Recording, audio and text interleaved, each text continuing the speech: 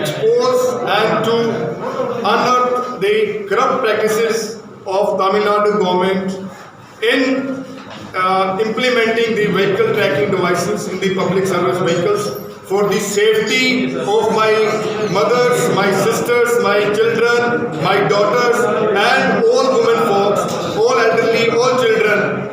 As per Government of India notification, all public service vehicle has to be fitted with a vehicle locating tracking devices and a panic button. Whereas this government, without issuing any notice, so far they have not issued any notification since 2016. Even now, what they have done, they have just issued a circular, and by issuing a circular, they are distributing trophies and approvals to any Tom, Dick and Harry company without having a control center. They have issued approvals to over 11, 12 companies.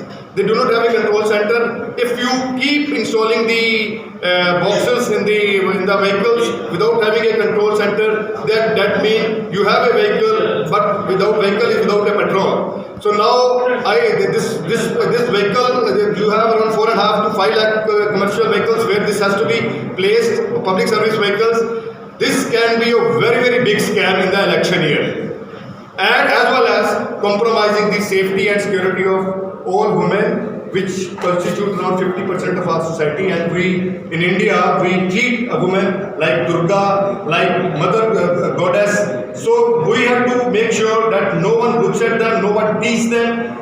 That's why this has to be a place and has to have a control center with panic button so that the rescue and relief can be immediately rushed to the women. Through media, I want to warn the State Transport Commissioner as well as State Government to immediately stop those companies who are implementing this. They are causing corruption as well as just putting a dabba will not do. Have a command center, issue expression of interest, don't indulge in corrupt practices. On the issue of safety of women, children and elderly. Thank you very much.